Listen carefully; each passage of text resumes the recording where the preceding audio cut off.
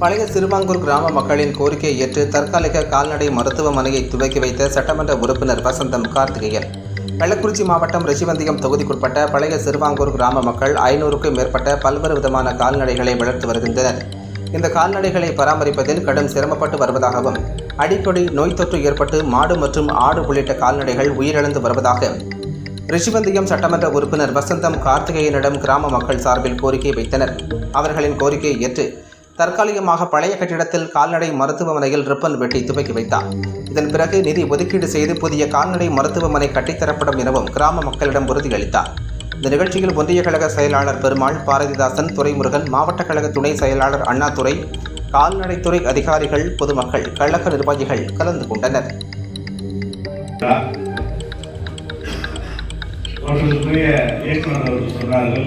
இந்த ஆண்டு இது முழு நேர கால்நடை மருந்தகமாக ஆக்க வேண்டும் என்ற ஒரு கோரிக்கை வைத்தார். கண்டிப்பாக 9ஆம் தேதி நடைபெறுகின்ற இந்த ஆண்டே இதற்கான ஆணையை நான் பெற்றுத் தருகிறேன். நான் இந்த காலை சட்டமன்ற உறுப்பினர் அலுவலகத்தில் உட்கார்ந்து எப்பொழுதும் சட்டமன்ற கூட்டத்தில் தொடங்குவதற்கு முன்பாக மக்கள் பிரதிநிதிகள், உள்ளாட்சி பிரதிநிதிகள் கேட்க என்னென்ன தேவை இருக்கிறது.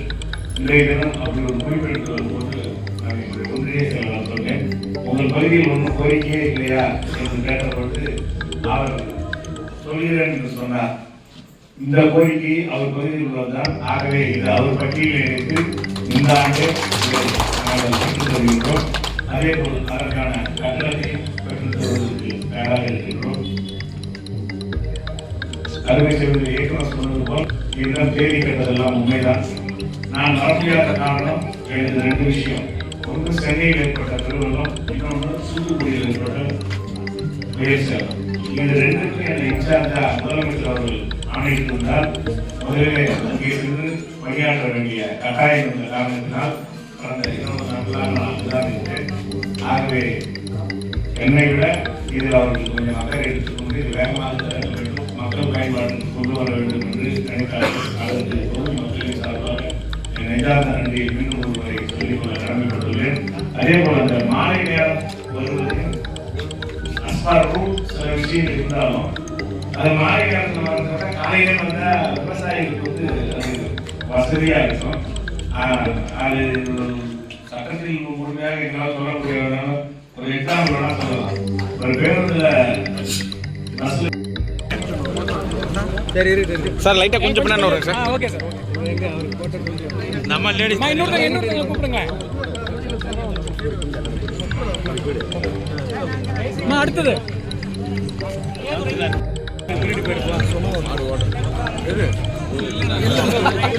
இங்க பாருங்க.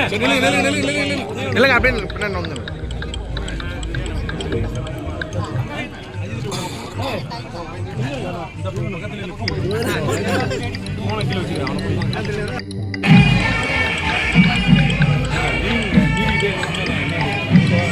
போட்டோ எடுக்கல.